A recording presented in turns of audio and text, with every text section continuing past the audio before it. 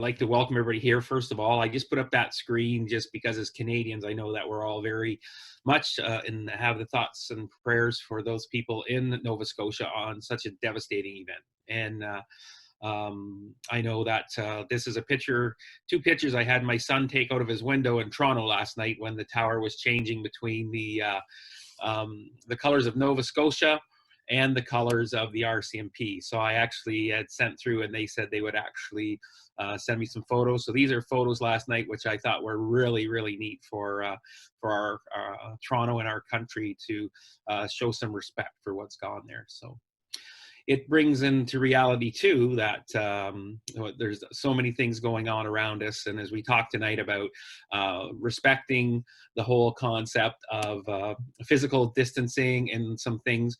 And I know I was at a shop today, and some people are saying that, it's hard to understand that, maybe it's real when you're in the countryside where we are and we see farming going on around us and lots of business going around. I think a lot of us still don't quite get in tune yet.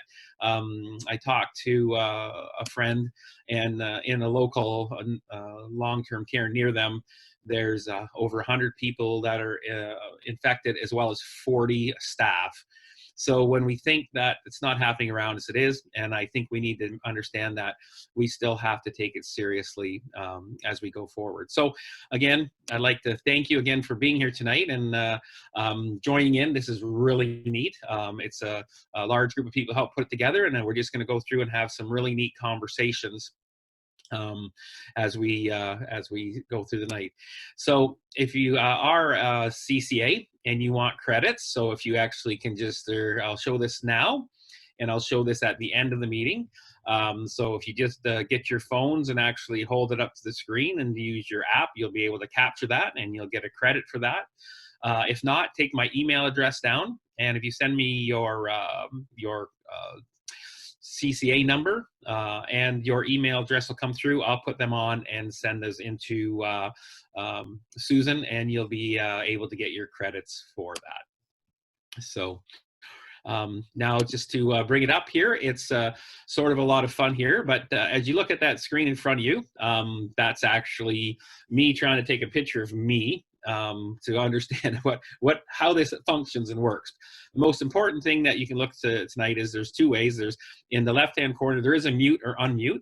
We'll try to keep people muted because it's the background noise is, it just sort of gets a little interference with the speakers. So if you are, if I do unmute a bunch later on, just if you have something to ask, just unmute and then remute. You can turn your video on and off if you're getting up to leave. The other thing is, if you want to know who's here, you just click on Manage Participants, and those pictures will show up on your screen along the side.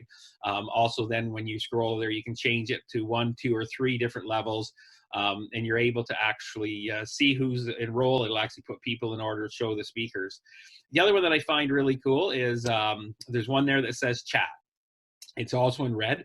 So if you click on the chat, the nice thing is that you're going to be able to actually go through, type in a chat, and then what you can do is actually be able to put in, oops, I'll go back there. You can actually put some questions in. We got some people that are going to monitor the questions, and at the end, we'll actually be able to pick up some questions through those chats.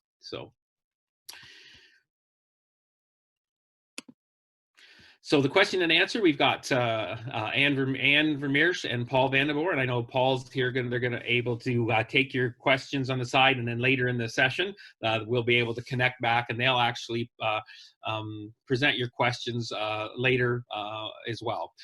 Anne, she actually operates her farm and her pioneer business as Till Valley Farms. She's involved with the soil and crop in the Norfolk area, and Paul Vandenborre, he's the Ontario District Sales Rep for EcoPlus, and we thank them both for supporting us here. This just gives you an idea of all the groups that came together. And so it's been pretty neat that as we sort of started talking, we had set up to go and do a presentation up in New Liskeard, which got all stalled. But after we knew that we wouldn't be going there, Mel and Stephanie and myself and Paul were just talking about what we could do differently. And as we talked about the topics of soil health, plant health, and community health, we thought, how do we actually share something and what's important? So from that, we just started saying we should talk to some really neat people. Anne came on board from the Norfolk soil and crop side of it. I talked to Phil Emmett, and Phil Emmett is a territorial rep for Corteva. And Phil had some really neat ideas. He told me to get a hold of Bruce. Bruce is from GBB, and it's a business that he founded a number of years back. And they work on strategies and helping companies come together and actually put together some really neat, usable information and training on sales, understanding that whole process of not just marketing, but just how to manage businesses in such a successful way. And Bruce has been such a mentor for me over the years as well. And we have Kay on board as well. And with Stephanie and Mel, they're going to be speaking a little later on. But it just takes a whole group. But the most important thing that we found was if I got a hold of Kathy, that she would actually be able to shoot this out and organize it across board. And she is brilliant. So as we go along here, we know that Bruce is good, that I believe that our country is built on family, agriculture, and community. And I'm big on that. If you talk to what I do, I mean, I just can't get enough of living in this country. And even when I see what's happening across this country where we have a heartfelt, but yet we're here to take care of each other. And through community and agriculture, we understand that we are an essential service, and we want to make sure that we are respected in what we do and how we handle this going forward. So Bruce is going to talk to us. He's going to talk to us today about respecting physical distancing. That's going to be the first topic that we have. Kay and Phil, they're going to actually talk to us about having the family home, how important it is that we pay attention having for farm safety because all the kids will be home. Kathy, she's going to bring meals to all our fields for us. So if you want to just put a note down, she'll be bringing food to every farm across Ontario. We appreciate that. And then we have Stephanie and Mel are going to talk to us a little bit about our whole societal health going forward and taking care of each other as we go. So as we go through this process, I just want you to think back of how can I make a difference, in this spring. What can we do to make sure we're helping other people? And that's going to be an important part of what's going on. So with no further ado, that's probably enough of listening to me. I'm going to actually slip out here, and I'm going to get Bruce to come on board here. And what we'll do is we'll get started here.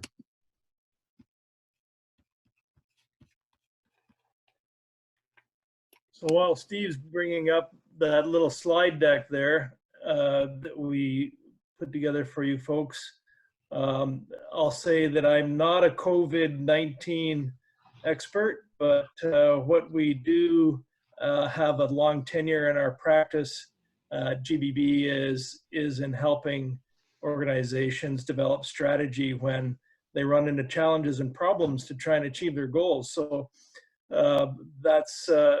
that's what we focus our passion on, and so you'll see some of that peppered into this presentation. Yep, and I'm done the same fun as I had last week, and I'll just go back in here and see if I can get that to happen again here. So, no problem. There you go. There we go.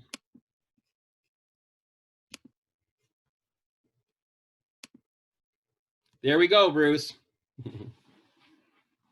Okay, so so the presentation here today is on respecting physical distancing. So as we're heading into the spring, there will be lots of opportunity in the spring rush to contract COVID-19. There's no doubt about it. So this presentation is a little bit about what the issues are, what the problems are, what the challenges are, but the big chunk what we try and create here for you are a lot of actions that you can take to protect yourself, your family, and your farm.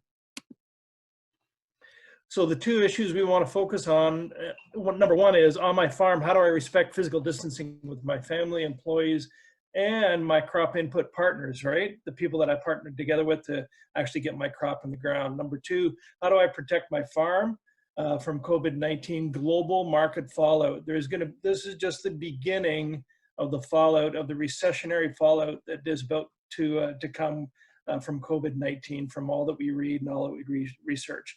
So why are these two issues important for us right now? The first off is there's a real potential to lose some downtime when we're spring planting. Infection during the most profit determining season of the year is at issue and is at hand. We know that when we plant our crop right now, and the timing and the quality of the land that we're planting into, in terms of heat, soil, moisture, everything, really dictates what the crop is going to generate for us in the rest of the season. So if we have downtime, we're going to lose some opportunity of profit. The second little bullet there is real potential for hospitalization. You might think you're young and healthy, but during the stress of the spring and longer hours on the farm and in-crop input retail businesses, your immunity is lower. When your stress is higher, your immunity is lower. And thirdly, equity erosion from market fallout. Maintaining 50% of your of your projected operating expenses covered by the farm's working capital is really vital in a year like this, during the kind of market volatility that we expect to see.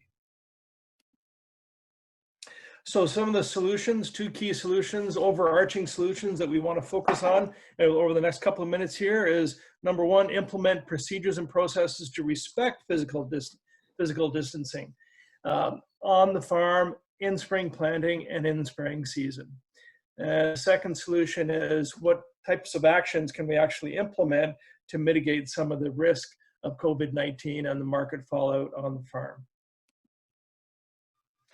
A little bit about us. We've been in this business of helping organizations from the farm all the way up to and through farm retail, crop input retail, and all the way up to organizations like Syngenta, DuPont, etc. And we've been working with these organizations for the past 25 years on the vision, strategy, and execution at the front line. Whether or not it's a farm organization or whether or not it's an agribusiness organization, we've worked with over 100 organizations and over 600 management teams over the past 25 years. So the benefits: saves lives. The actions that we're going to talk about today can actually save lives. We can lessen downtime. Third benefit of these actions today that we're going to talk about are ensure your profitability by maximizing spring planting. And the fourth one is lower employee absenteeism and reduce recruitment and retraining costs, and also mitigate risk of equity erosion, and also lessen burden, obviously, on the healthcare system. So what the heck is COVID-19? Well, from all what we've read and all that we've analyzed, this is what COVID-19 is. It is a novel coronavirus. We've never seen this virus before, and therefore we have very little information about it. There's been the research that's been accumulated on this particular novel virus has happened in the past several weeks, 8 to 9 weeks. China holds on to their research data very closely, and it's very difficult for them to share it. So most of the data that we're acting on, that the healthcare systems are acting on in North America, is basically our own data. This is not a common flu. It is deadly worldwide. These numbers were reported a week Monday ago, and they're obviously up quite a bit. We see, however, if you compare these numbers to yesterday, this past Monday, the rate of death is about the same.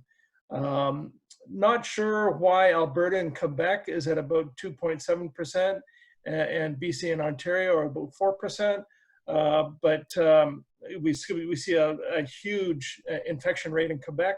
But I guess the only thing I can say to that is that probably the death rate has not caught up to the infection rate in Quebec yet.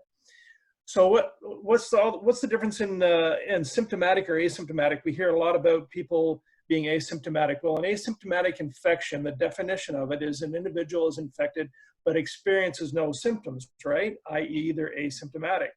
Asymptomatic transmission, though, is an individual without symptoms transmitting the virus to someone else. So that's not bringing the virus into the country, that's being transmitted within the community. And that's what we have to protect against on the farm. Epidemiology evidence, the virus shows that the virus transmits readily through respiratory droplets and contact. Respiratory droplets fall within 2 meters. That's why we have that social distancing or that physical distancing of about 6 feet, right? And transmission on the farm will occur via close contact or via contaminated surfaces. And the virus can withstand life, withstand its own, continue its own living life for several hours or several days, depending on the texture of the surface. And harder surfaces, it survives longer on harder surfaces from the research that we've seen. Greater risk if employees share equipment, therefore, computers, livestock handling, feeding equipment, anything that's got a hard surface to it, right, is at risk. Epidemiology evidence also shows that COVID-19 manifests as a non-severe disease in most cases. That's the good story. About 80%, you'll just have, some small symptoms, a smaller portion of cases developing severe pneumonia, and then, of course, the smallest of cases, 4 to 6%, or 2 to 6%, I should say, cause death. We don't know yet the long-term effects. If you remember back from SARS, we actually discovered that we were causing significant long-term loss of cellular structure in the lung, to the point where we were creating holes in the lung with that disease. We don't know what COVID-19 will bring in terms of long-term effects of those that are close to that, that are under respiratory distress and close to that need of using a ventilator. The third bullet there, people at high risk of complications and severe diseases include the elderly and people with underlying chronic immunocompromising medical conditions. So if your immunity is compromised with stress in the spring, be very, very careful. Epidemiology evidence also shows that COVID-19 is 3 to 10 times more contagious than the flu. That is significant. The estimated incubation period is 5 to 6 days, but the range is 1 to 14 days. So to be safe and in self-isolation, you really got to go past that 14 days if you've got the symptoms. People who have been exposed who have been exposed in the community or while traveling, and what we mean by traveling now is traveling just within the province, right, or within the county, could become ill and contagious on the farm. They could be bringing that back to the farm. COVID-19 may live on surfaces for a few hours or up to a few days. Hard touch surfaces, we talked about that. That's where the dramatic increase in the risk is of contamination. So what are the actions? These next bunch of slides are all about potential solutions and protection that you can take to mitigate the risk of COVID-19 on the farm. The first thing we'd like to talk about is formulate a small team on the farm. If it's just family members working the farm this spring, then treat yourselves as a team and show respect to each other. And the person in charge, take the leadership role of really creating being a servant leader, and have your team members on the farm figure out together as a team, what are we going to do? What are the changes we need to take? What are the processes we need to take to actually mitigate the risk on our farm? If you've got employees, create sub-teams, right? Include everyone in the discussion. The key here in servant leadership is if you don't get people creating the solution, you won't get the buy-in. You won't get people aligning to your actual solutions and mitigating the risk. So no weigh-in, no buy-in.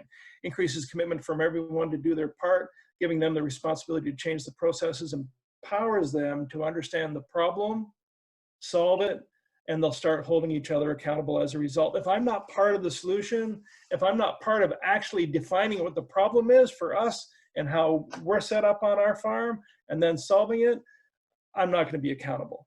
And so the way to create accountability is really create the opportunity for people to communicate safely, okay, within your team, within your unit, and come up with the solutions. This is how we avoid them. Also, this is how we avoid our peers in the family or our employees challenging our decisions, because it's actually their decision, right? as a team to write out the new best practices, remind each other about benefits, and therefore hold each other accountable. Ask your team, what are our hygiene and respiratory etiquette? What should it be? What are our rules? What are our guidelines? What additional respiratory etiquette supplies do we need? Tissues, linen, waste containers, hand hygiene products, etc. How should we set up to increase hand washing? When and how can we increase our frequency? Federal guidelines suggest 20 seconds with soap and water or using alcohol-based hand sanitizer. Do you need additional hand cleaning stations? Where should we set them up? What practical steps should we take to ensure physical distancing? How should we enhance our environmental cleaning procedures and protocol with special attention to high-touch surfaces and objects like doors, hooks, latches, equipment touch points, milk house touch points, livestock handling equipment, lunch tables, kitchen washrooms? If we ask these questions of our team, as a servant leader, we are inviting them to be part of the solution, as opposed to us telling them what we should be doing. Actions on the farm: if somebody has a concern, don't blow it off. Have the team solve the concern, not you. Ensure that the team takes time to understand the concern and that they find ways to mitigate the risk for themselves. Then they'll implement, then they'll take the accountability. Your job is to enable accountability to take root. Nobody wants to bring this home to their family. You need accountability and responsibility to save your people, to help your people really solutioneer your processes as a team. Again, no weigh-in, no buy-in. Have your small team meetings outside. Avoid confined spaces. More than 3 people working on the farm. Suggest splitting up the start times in the morning, and maybe even rotate those start times throughout the week, right? So everybody gets a chance to either start at 9 or start at 6 or start at 5 or whatever. Avoid sharing equipment. If you absolutely have to share equipment, wipe down the operator touch points with disinfectant before and after. Take disinfection wipes to the field. Don't forget that. You know, there's no sense in wasting time going back to get the darn disinfection wipes. If you think somebody else has to use your equipment, right? You have to spell somebody else off. If someone is not feeling well, make sure to stay at home and self-isolate. If you're down 1 or 2 team members, have the team reprioritize what needs to be done. Ask them, how can we safely focus on getting the crop in the ground and spray? Better yet, have them create a backup plan even before this happens. Have the backup plan before you lose somebody on the team, right? Have the team develop a punch list and suggest that it be posted in a common area. Now, you might be thinking, what the heck is a punch list? Well, as contractors in the contracting world, you usually have a list of things that need to be done, and you used to punch a hole beside the item on the piece of paper when it got done, right? So have the same kind of thing and post it in the shop, in the drive shed. Which fields are next? What operations? Fertilizer planning, tendering. Key notes about how to do on-the-fly maintenance to limit contamination of high-touch tools, right? That's a key one as well. Partner with your crop input supplier. Order delivery of crop inputs to a specific location on the farm with a specific drop-off spot for the delivery receipt as well. And obviously communicate that to your partner, to your crop input partner. And request no contact. Ask them. Synchronize custom application with field operations to limit contact. Let them know what the plan is over time. You get 3 or 4 days of really good clear weather. Let them know what the plan is. Map it out for them. Email it to them, text it to them. Finalize your blends and your scripts way ahead in advance. Do that 2 weeks ahead of time. Don't be doing that the day of. Don't be doing that Friday before the weekend. Send those scripts in or those blends in, or make sure that they've got them in the crop plan so they're ready to go for that weekend or in custom app in that 3 or 4 day time frame that you want to get the job done. Swap hybrids and varieties mid-seasons via text to a specific location on the farm. Let them know where that location is, right? Have your shed, shop, or wagon prepared to receive the delivery to limit contact, and don't be there. Let them get the job done, give them the right directions, and just let it happen, right? Don't run each other to the point of exhaustion. Reduce immunity. It reduces immunity and increases risk of infection. This is really, really smart. I know that we think we're all invincible in agriculture, It's so important this year more than any other year to get your sleep, get your rest, and eat well. Keep your immunity up, right? Use only approved hard surface disinfectants that have the DIN number, the DIN number on it. That's the best way. I'm not saying that soap and water isn't good. Absolutely, it works. But if you want total disinfection, especially of the cab of a piece of equipment that you've been operating for 8 hours and you're going to switch over and someone else is going to take that piece of equipment, use a disinfectant, right? Have a plan in place to investigate insurance and government programs after the spring rush.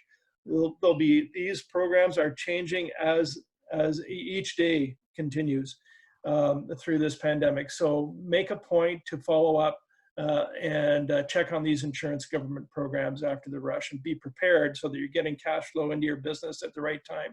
Know your cash flow so you can adjust your cropping plan if you lose key personnel due to illnesses over the spring. Build and maintain relationships with lenders, ever so important this spring and after the spring, and have business continuity plan on the farm in case you take ill. What happens if the leader takes ill?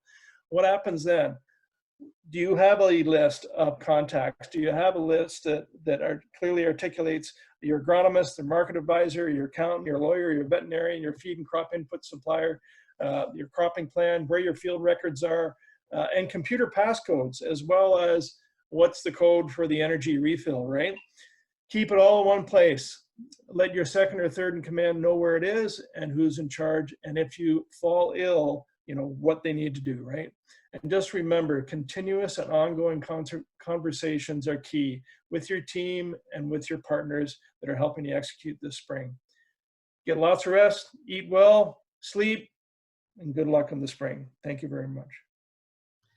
Thank you so much, Bruce. I really appreciate that. And I know you're going to probably need to slip away now, but the time that you put into this, as well as the just your commitment to agriculture in a whole, and just the amount that you've been able to mentor myself, and I know some other people, that we truly appreciate that. So we want to say thank you so much. And it becomes interesting that as you talk about the planning, this was something that Paul Vandenborre had, a grower, said to him. He said, we're bringing 10 people every day to our place, and we have to categorize who we think is the biggest risk to our farm. Which one of these workers come in, we categorize, and how from that we actually are able to say, okay, we need to isolate them. They're the ones, again, timing and everything is just so key. So again, that's is incredible. So thank you so much. Yep, thanks, Steve. Really appreciate it. And thanks, everyone, and all the other contributors as well. It's a great little organization and a great set of meetings you've put together here. This is terrific. Thank you so much. Yeah, thanks.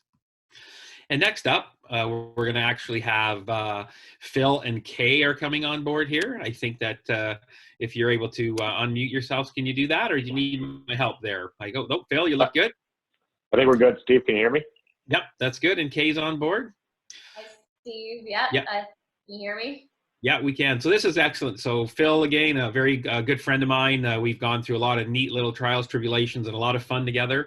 I have great respect for Phil, and he's committed to all the agricultural companies that he works with, as well as growers. He really gives his heart.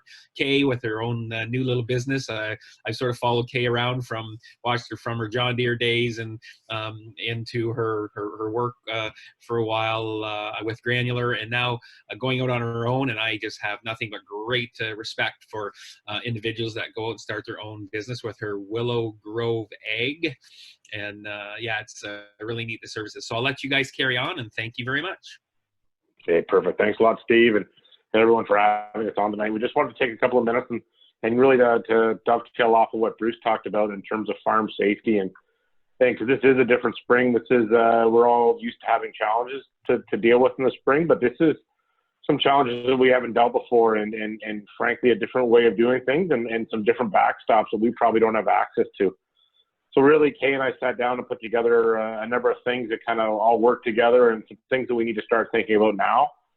And really out of this is there's going to be those that are going to survive Plant 20, and there's going to be those that are still going to be able to find a way to thrive in Plant 2020. And we want to definitely help people set themselves up to be able to thrive and still be able to succeed this year in terms of their farming operation. So these are just some mindful tips and processes we think people should just kind of take a look at. So first would be, and Bruce kind of talked about this a little bit, but this will be some contingency plans, and we recommend everybody take some time and sit down and go through these.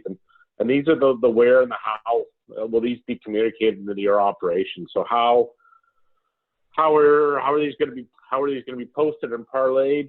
Because at the end of the day, for the most part, and I think everybody with kids would say that we all want to avoid the emergency room. So, you know, those pushing a little bit extra hard, certainly we don't have the ease of going to just slipping up to the emergency room. Not that it was necessarily always that easy.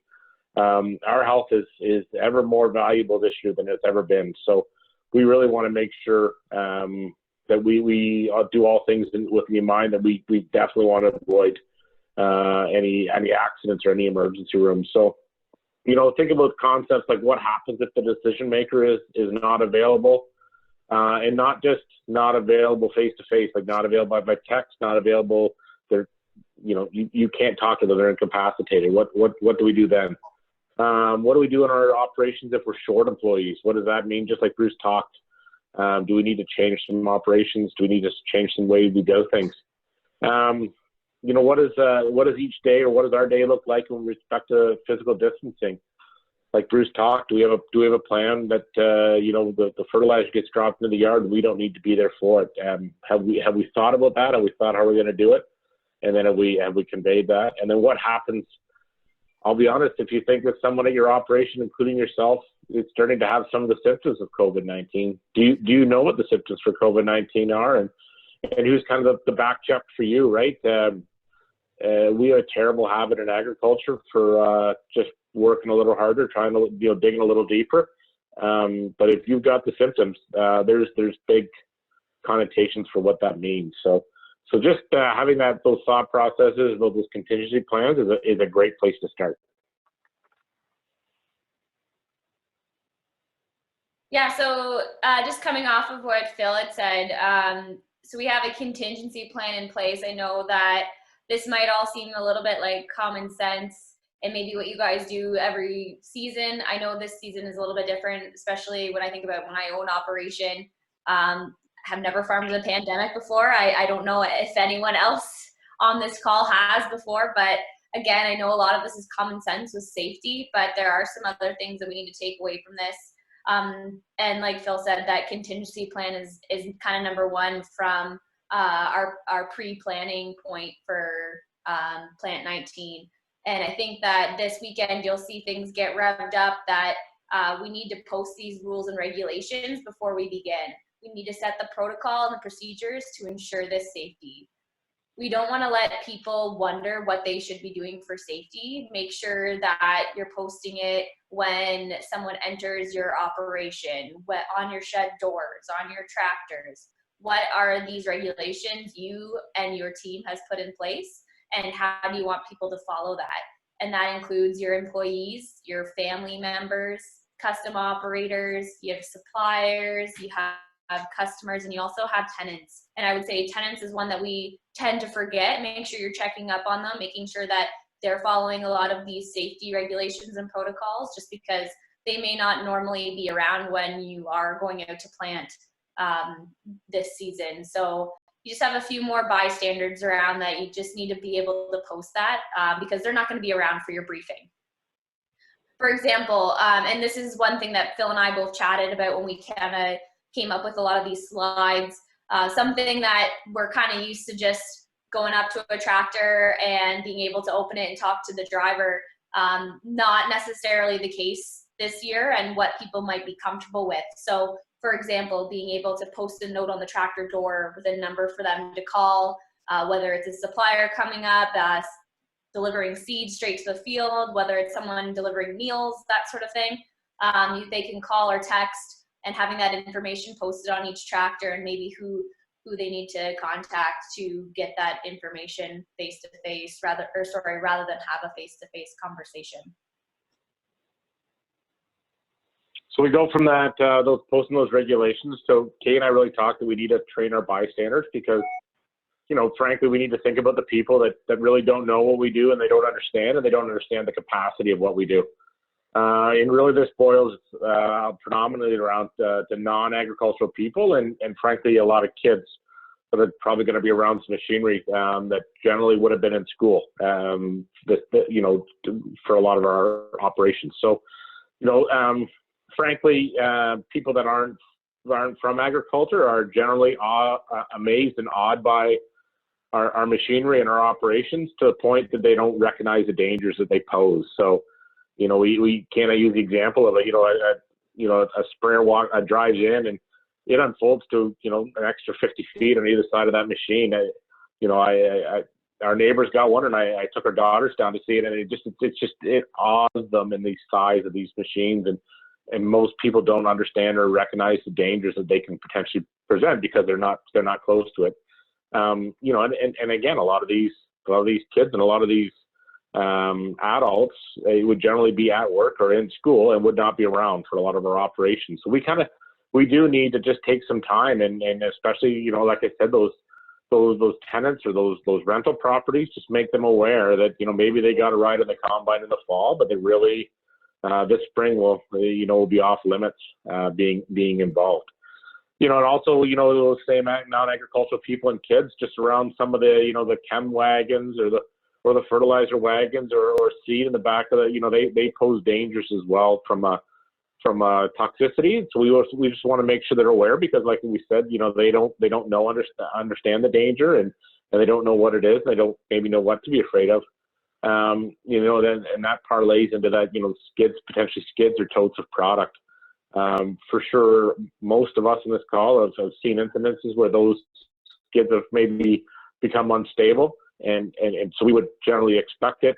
You would hate to have some totes sitting there and some, you know, maybe some kids get playing on them, like maybe some of us have been guilty when we were in our youth, and you don't want something to happen. Again, it goes back to that emergency room. We don't want people to be in an unsafe situation. And then and Kay and I talked, and the next one's pretty obvious, but we don't think about it. Is it, you know, especially even this week as opposed to when we did this presentation last week, like people are increasingly bored every week. Like there's some significant stir crazy and anxiety going on, and if there was all of a sudden an operation going on in their neighborhood behind their house, they might be really intrigued to go out and watch and take a look and try and get involved. So we need to keep that cognizant, you know, and I think a lot of this training the bystanders comes down to this last point, that, you know, the key is to remember that they're not looking for us. We have to be looking for them. Like we said, a lot of times we pull in, we do an operation, we pull out, we don't think too much, there's nobody around. There's a good chance this spring there'll be people around, and we want to certainly be aware of that and take that into consideration when we're choosing our next move. So going into planting, and I mean, we're still talking a little bit pre-planting right now. I know most people haven't really hit the field 100%, but leveling up our awareness game. I know we've been very good at promoting safety and making sure that we're always aware. And we like to have the term of getting out of our tractor seat when we're starting to plant. Much like that, we need to have this championship level of thinking and performance every day. I know we're all tired. I know it's stressful, maybe having the family home 24/7 or just being home 24/7 or on your own. But we need to make sure our awareness game is at the best possible place it can be. Check twice, act once. When in doubt, always double check. We don't want to trust our memories, especially in this time where we might be second guessing ourselves. And I know a lot of things that we do on the farm are like the back of our hand, but if you aren't sure, always check. Understanding your own mental health. I know Phil and I talked about this just because mental health is becoming talked about a little bit more in our industry. I would say just be cognizant of it, understand your own mental health. What do you need to feel your best? What stress can you reduce now? Again, with your awareness game, if you're not feeling up to the task that you were told to do, or maybe that you're supposed to be doing that day, it's okay to tell someone that maybe you shouldn't be doing that day because you physically or mentally cannot do your best. That's kind of where things happen. where we might end up in the emergency room, where people might get hurt. And the one thing is that it might not just be you that gets hurt, it might be someone else that you hurt just because you aren't mentally prepared for your job that day. Again, if you don't feel up to the task you're doing that day, don't push through and try and do it anyway. I know in agriculture, we like to give 110%, and we always like to be the hardest working person out there, but it is okay to maybe take a step back. And that's not necessarily going home and feeling like you're doing nothing that day. It could be that you're doing just a different job that doesn't take the mental capacity that you were supposed to be doing otherwise. So it's always okay to step away and take a few minutes or a few hours or a day. So as we get into spring, and Bruce talked about this a little bit, it's, you know, it's our PPE, our protective equipment and supplies. So we want to make sure, try and keep everybody safe and healthy. And, you know, as Bruce mentioned, we need those extra cleaning supplies, and we need them where we're actually going to use them. So, you know, whether that be Lysol wipes or gloves or whatever it is, face masks, I think we all know that if they aren't handy, they won't get used. So, so if you need a garbage bin in a certain spot, or you need wipes in a certain spot, you need to have them there. You don't need to have them on the shelf or in the office. There's a big tendency to, it's not that big a deal, I won't use them, and then we potentially end up in trouble. So we want to make sure all employees are safely covered with no skin showing. So I know there's some people that'll look at this and scoff and say, "Oh, it's hot out. I'll farm it in, farm it in a t-shirt or whatever." You know, maybe that's inside of your equipment, but for sure, when we're out and about, you know, two things. There is lots of dangers from what we do in agriculture to begin with, and especially this spring with the virus. We just want to make sure we're taking every safety precaution we can. So yeah, maybe if you're into your tractor or your whatever, you can take your jacket off, sure. But you know, if we're out and about, we want to stay as clean and as safe as possible. And to go with that, for sure, wiping down any shared equipment. So, you know, the steering wheel, the shifters, the radio, anything that we're going to be touching jointly, or you know, we want to make sure it's as clean and as sterile environment as possible. We want to try and do our level best to try and keep everybody safe and healthy. And then outside of that equipment, for sure, wearing gloves for any shared touched items. You know, whether that be hydraulic hoses or seed bags or equipment, whatever have be. We just want to try and keep everybody safe. And then you know, just going through and cleaning, wiping down any of that PPE at the end of the day. And you know, and for sure going through our cabs. You know, Kay and I talked that sometimes equipment cabs by the end of spring is pretty lived in, for lack of a better term.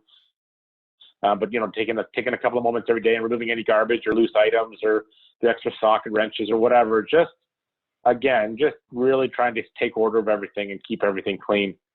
And then this is a big one for, you know, people that maybe are working off farm as well. That, you know, tendency would be to get home and just keep right on trucking. But we, you know, a good mode operandi would be to keep separate clothes and protective equipment for both home and farm. So get home, clean, change. You keep them separate. And I know some of this will seem like we're really going the extra mile. Is it worth it? For sure. If nobody gets sick, we'll be awful glad that we did the extra mile. So farming in a pandemic, there's some things we'll probably need to accept just because we can't necessarily talk face to face with everyone or kind of have a more intimate working relationship with everyone. So these are things we won't be able to change. And it looks like we probably won't be able to change them much soon or anytime soon. So planting might be slower. It might be that one person stopping, loading the planter up with more bags of seed, and we're sticking to one man show or one man or woman show. But it's going to be slower as long as we have patience and we're not getting too kind of rammy about things. Patience will be paramount. Input companies will be slower. Custom planters might be slower. You yourself might just be running a little bit slower. Those are things we just need to accept, and we just have to remember that this crop's going to get in the ground. And as of right now, I know it's snowing outside, but we're still not as wet as we were last year. So things can't really get any worse as far as a condition standpoint. Sometimes passes might have to be split up. Just for example, herbicide and fertilizer might not be able to get everyone to one place, just because we might not be working at maximum capacity at each input company or any company you do work with. Meals, so team get-togethers will be a lot different. I know that sometimes we go home and we sit around the table together, but if we're not in a nuclear family together, that might be a little bit hard to do. So we just need to accept that this spring it might be different, but there's going to be a time where we can sit around the table and kind of rewind from spring and unwind. We're all under a lot more stress than any other year, whether we realize it or not. Just beginning into 2020, we haven't necessarily done much planting yet, and this is kind of the stress we're under. We just need to accept that everyone's under the same amount of stress. If you're feeling like you need to chat with someone, there's all these people on this call that are more than happy to have a chat. I know everyone's kind of urging for that social piece. I know because you guys are all on this call, just reach out to someone, whether it's a neighbor, a friend, family member. I know most people would welcome that chat. So, and with that, Steve, I just want to thank you for letting us be a part of this. It's great that this many people, and I know last week's call was fairly large too. It's a very odd spring to go through, but we'll get through it together. Really appreciate it. Thank you so much for presenting, taking time and doing that, and just sharing with a lot of people. It's really neat to see. And I think it's important because we are, and I mentioned this last week, we are an essential service being agriculture. That's great, but that is a privilege. That is not a right. And we need to make sure we approach it as such. And when people are coming to our farms, they need to understand, our children are there, so we have rules and regulations, and they need to understand our rules and regulations. You go to a farm supply out right now, and you're not allowed in. And so they need to make sure that the same thing happens when people come to your farm, is that you've already put into place what your expectations are there as well. And just to sort of come to a caboose on that, it's funny, I was at my nephew's the other day, and I'm just, I do go and help down there some, and you just jump in your pickup truck, you throw it in reverse, and you're ready to back up, knowing that actually now there's my 10-year-old great niece has a golf cart around, and she goes back the lane, and she's going to be wanting to help out. You just have to pay attention extra for all those small children. It's so important. So thank you so much. So and next up is, like I said, I think Kathy is prepared to actually bring food to all of us this year, which was an exciting offer that she put forward. But Kathy is so brilliant at helping make sure that everybody got the connection to the web, to the Zoom meeting today, and I really appreciate that. So Kathy, you go from there, and I'll try to keep up with the slides here. Alrighty, can you hear me? You bet we can. Perfect. Okay, so this topic came up here at home within our operation and with our kids who work outside the farm as well and have concerns about eating and meals in the field and all that. This probably isn't focused on those producers who are strictly feeding members who are in your immediate household, because you're all living together in the first place. You're all sharing everything. If anybody has any little nasties, you're all going to have them anyhow. This is more focused on those of you who have outside help coming in on a daily basis.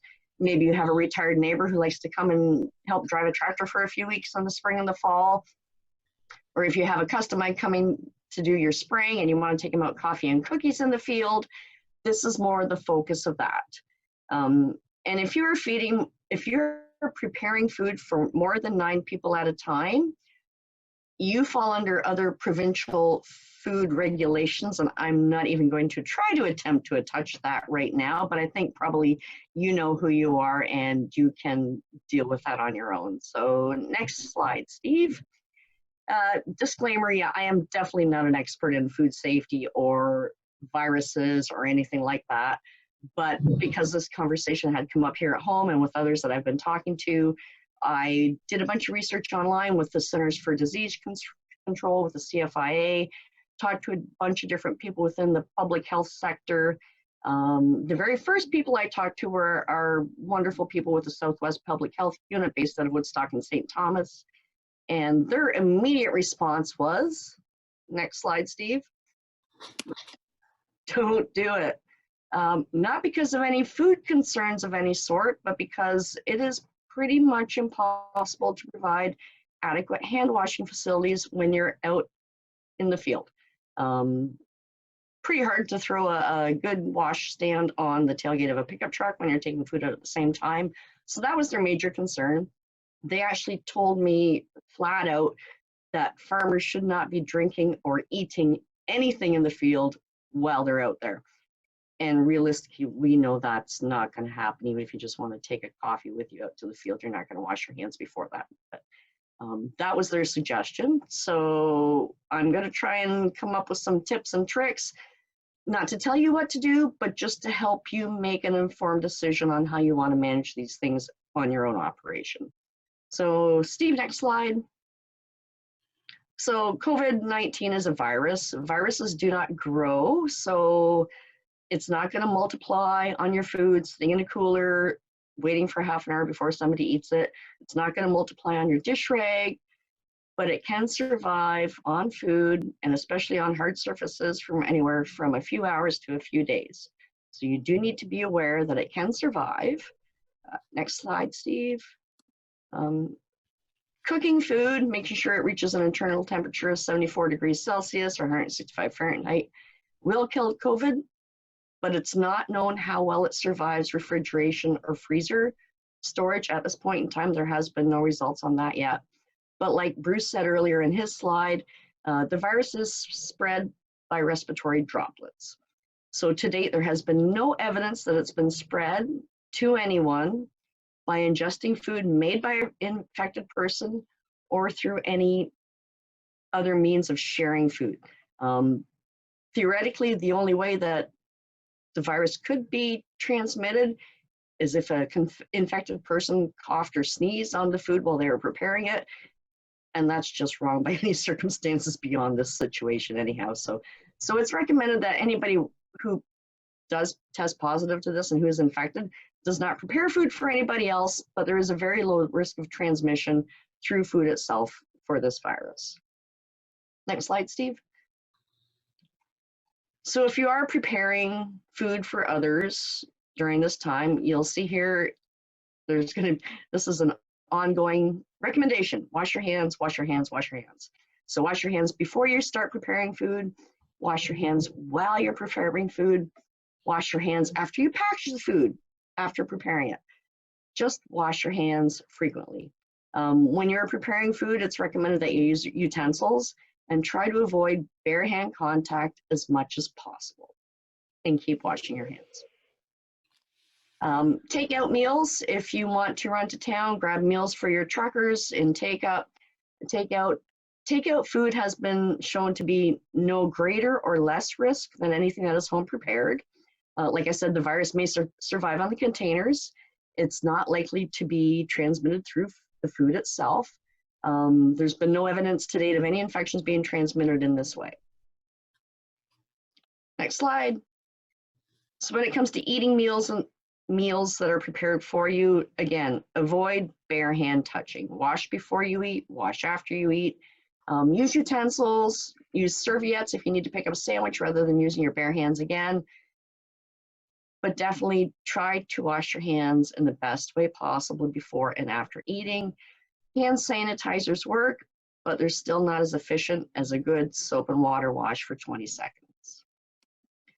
Next slide, Steve. So if you do wish to feed your staff, whether it's wherever it is, I'm not going to say in the field, whatever, if it's possible, leave the food in a safe place for them to access where they can reach an adequate hand washing facility of some sort before they eat. Try to maintain appropriate distancing at all times. So don't have a group lunchroom where everybody comes in, sits around the table and has lunch or supper or whatever. Just try to maintain proper distancing, proper hand washing facilities. as you and your staff feel is appropriate for your operation. Recommended that we leave food in a safe location for somebody, but make sure it has proper storage. You want to make sure hot stuff stays hot, cold stuff stays cold. And for not, recommended is 2 hours, but I would say, you know, maximum 30 minutes. You don't want to leave a lot of food sitting around just from other food safety aspects as well. Next slide, Steve. Most importantly, back one. Thank you. Most importantly, talk to your staff, get their comfort levels, find out how they feel about you bringing food to them, or what they feel about, you know, eating in the tractor or eating in the shop or the office if they have the appropriate options to wash their hands beforehand. We're not into the thick of things yet, so have that chat with them, see what they want, see what they expect, what their feelings are, express your feelings and your expectations to them. And you might have to just realize that your planner might have to sit for an hour while this tractor operator goes home and grabs something quick bite to eat for supper, then comes back and starts into the tractor again. It's up to you folks to decide. I just hope I can give you some pointers, you know, as to some of the options available. But definitely hand washing is the strongest recommendation before, during, after preparation, after eating meals, the whole 9 yards. Very important. Talk to your guys, get the feelings out there, know what everybody wants. Next slide, Steve. One more, Steve. There we go. Most importantly, please stay safe, everybody, this planting season. Keep your distance and keep washing your hands. Ta-da! Thank you so much, Kathy. I really appreciate that, and it's important to make sure that we look after and we have those conversations ahead of time. Because I know back in my custom farming days, my mom would prepare food for 16 to 18 people, and she would have meals in the field every night. That's all changing a lot when we come to this. So that was a lot of stuff we were getting together, sharing on physical distancing and farm safety and food safety. And now we're going to step into something that is really near and dear to Steph and Mel's heart when it comes to just taking care of each other. And that becomes key here. So I'm going to see if Mel and Steph, are you good to go there? Yeah, I'm here. Can you hear me? Yep. Great. Mel, you there? Yeah, I'm here too. Okay, take her away. Perfect. Hi everyone. Mel here, and Steph. Neither of us are like doctors or mental health professionals, really, but this is close to our hearts, and we just wanted to have a little time to talk about how important it is to stay like socially healthy or mentally healthy, and what that looks like. Because I think we're not all going to be affected by the virus, but we're all affected by the lockdown and affected by isolation, and all affected differently. Like for some people with their kids home and now they're doing their job and homeschooling and everything, like you've got like 3 times. It's like the economy of time has just been reallocated. And some people are bored out of their minds, and that's just as stressful. They're maybe looking for something to do. And then some, it's just sort of kind of business as usual. So it's all going to affect us differently. And this might not just be for yourself, but it's also for the people around you, to just take this time to really be good to each other. I think I always start with a little bit of a humor here with The Simpsons. This is a time, like, it's scary. There's a lot of grief and isolation and loneliness, but let's not forget our sense of humor. Maybe we'll laugh at this later, but probably not.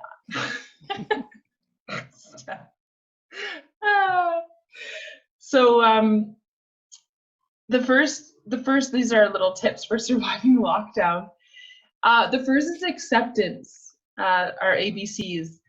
I think, like, for me, it's like I try to watch the story that's going on in my head. How much time do I waste thinking, oh, I wish this wasn't happening? What could I be doing if this wasn't happening?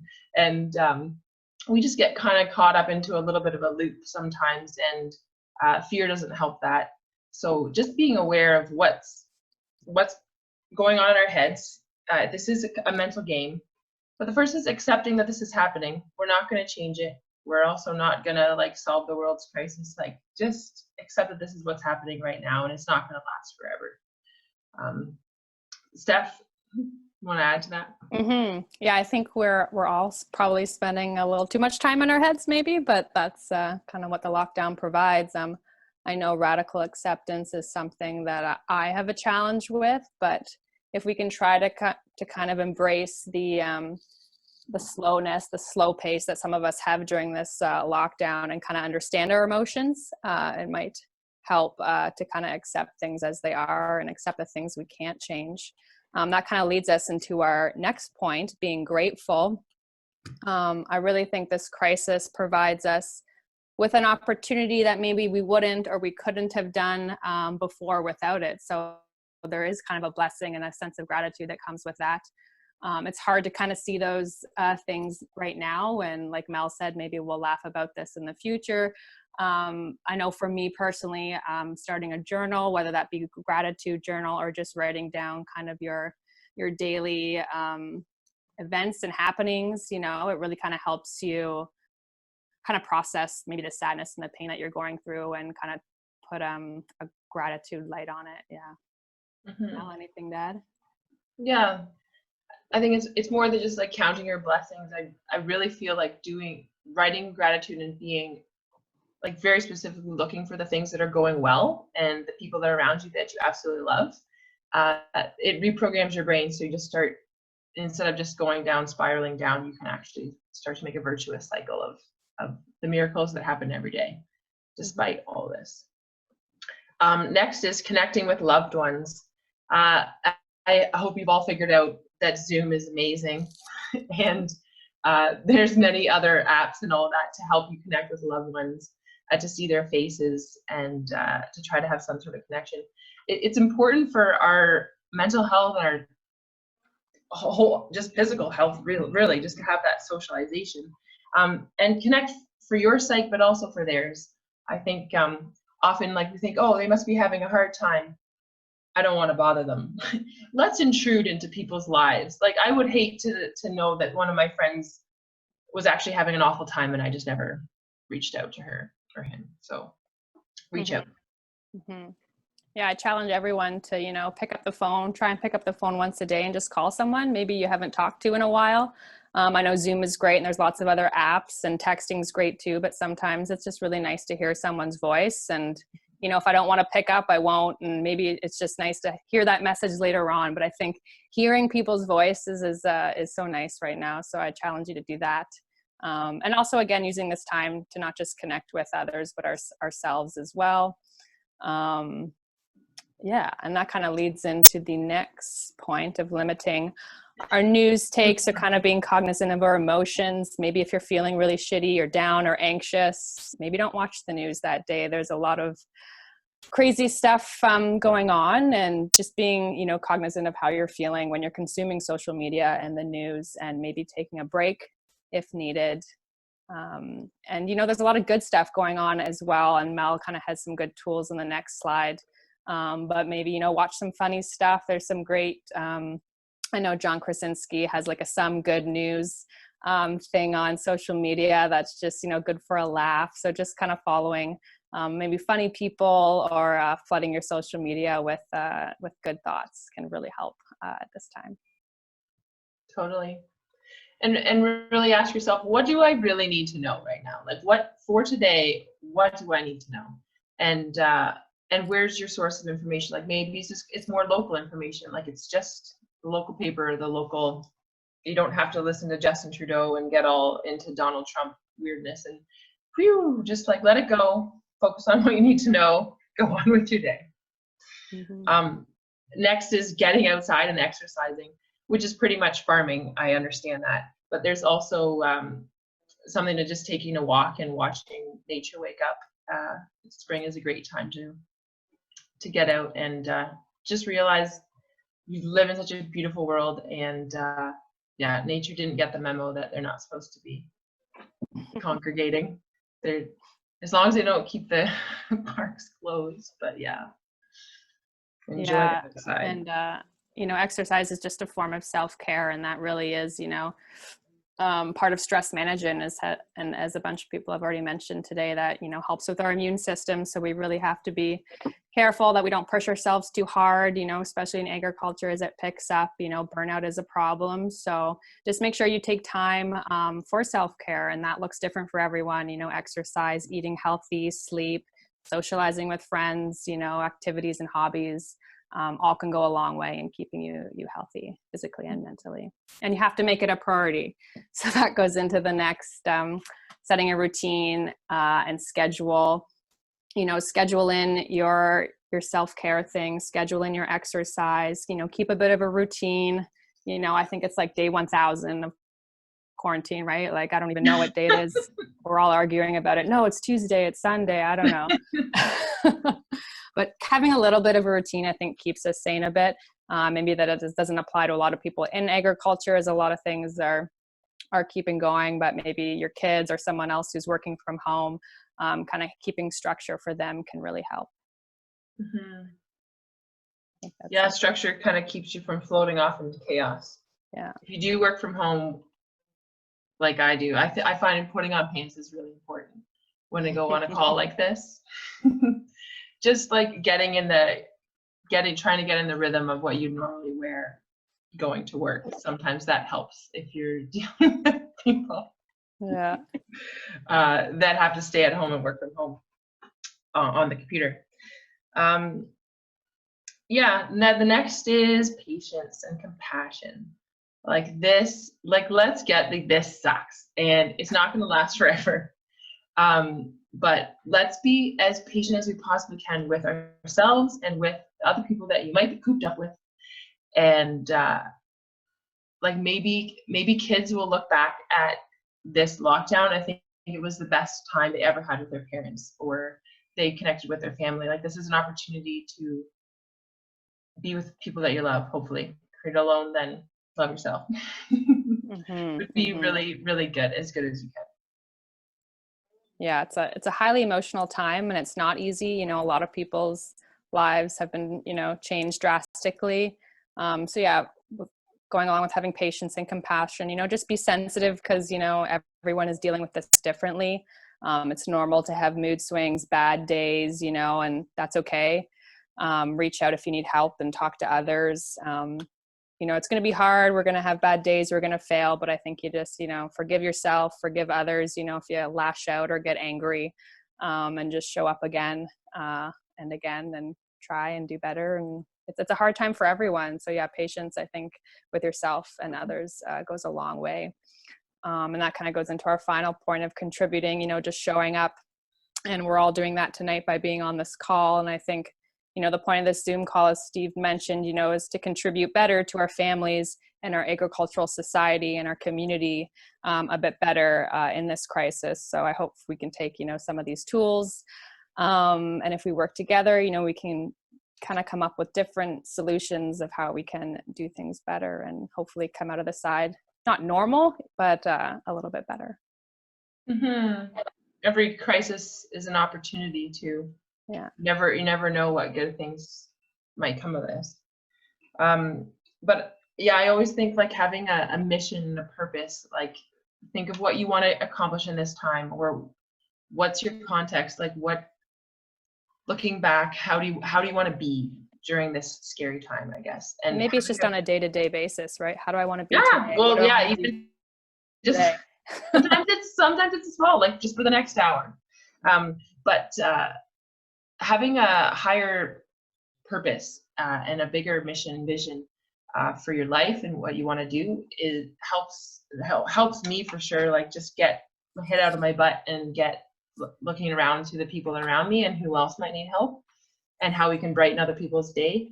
And you might already be busy enough as it is, but like reaching out to people is an act of helping yourself stay sane, because you stay connected with other people and connect to the fact that we're all human and all kind of suffering from this in different ways.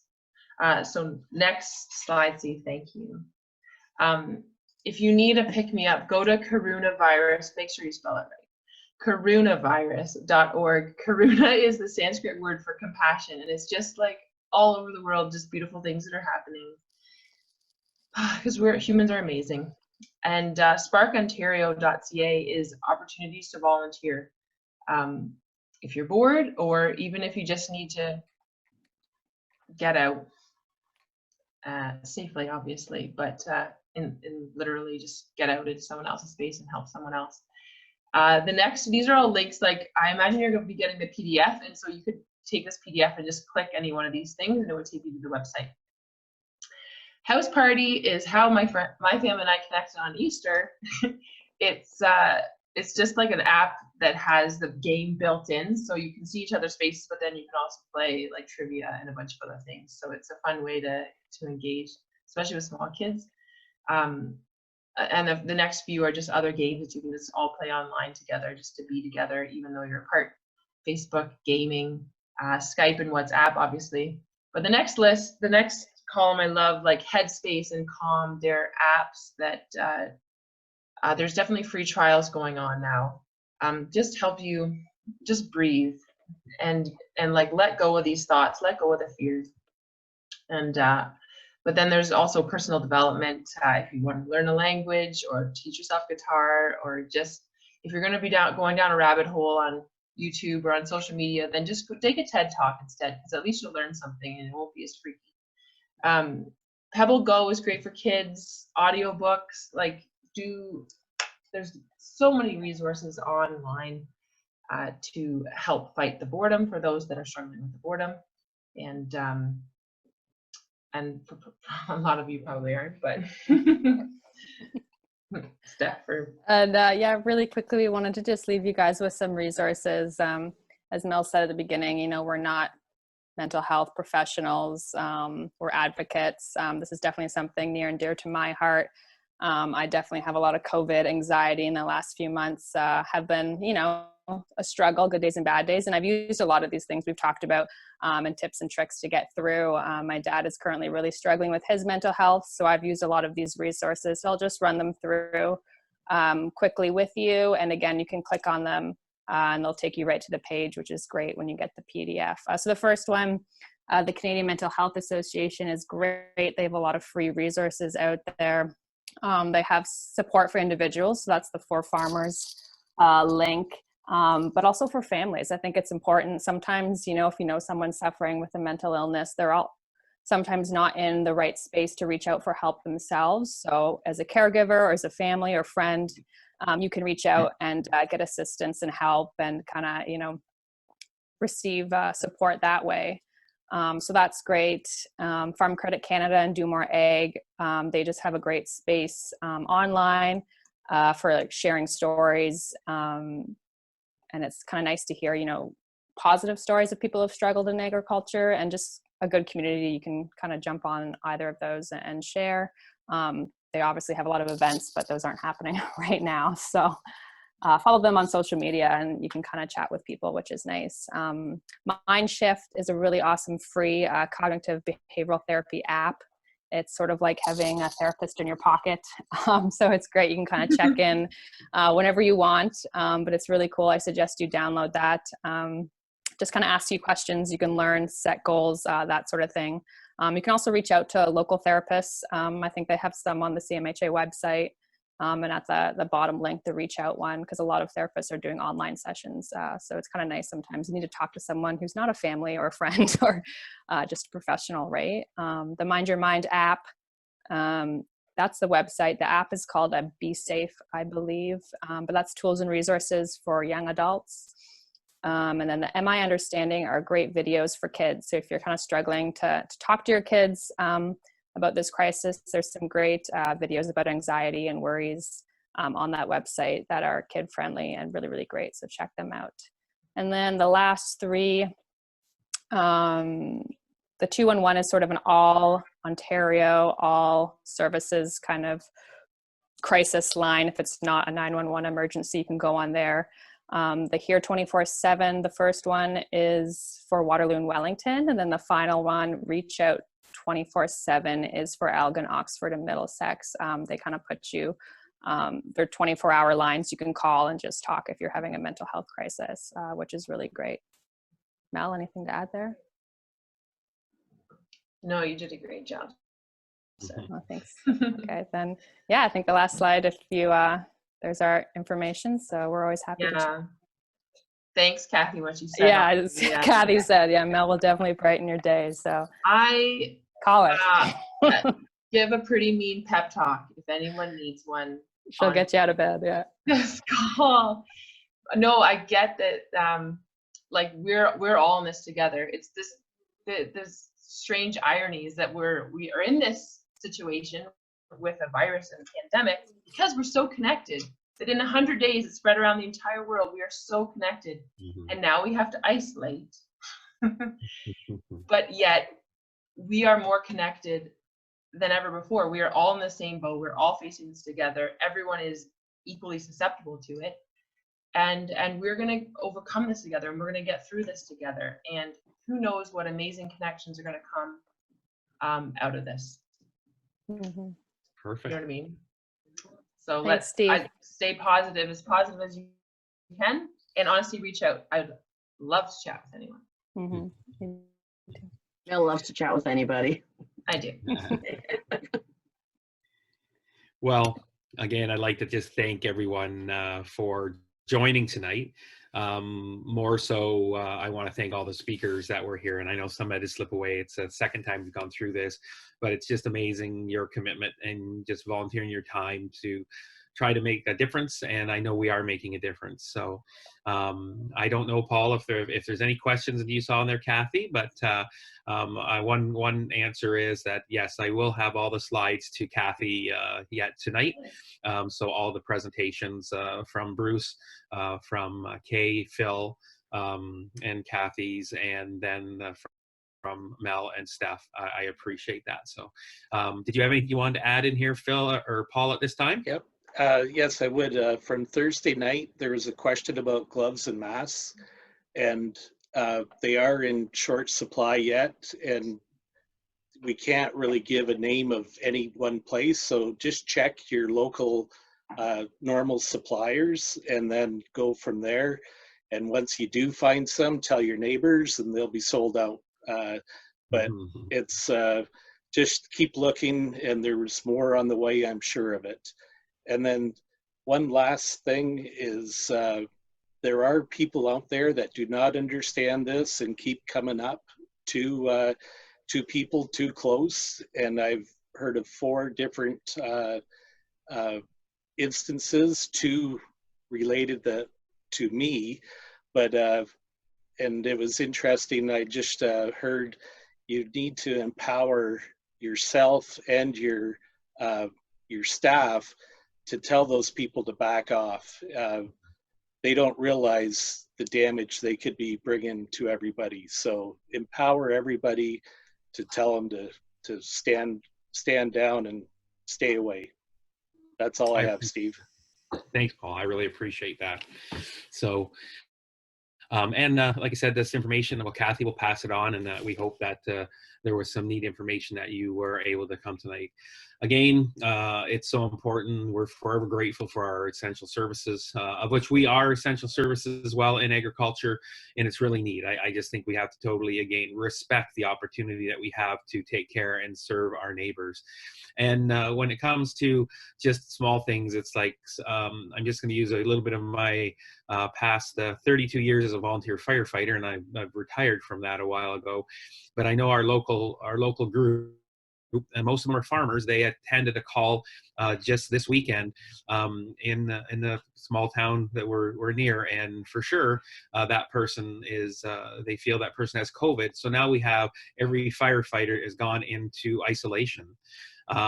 If you have to go to the hospital, I know of a person that just went into the hospital and out, and there was absolutely no one in the hospital when they went in Tillsonburg, which was really good.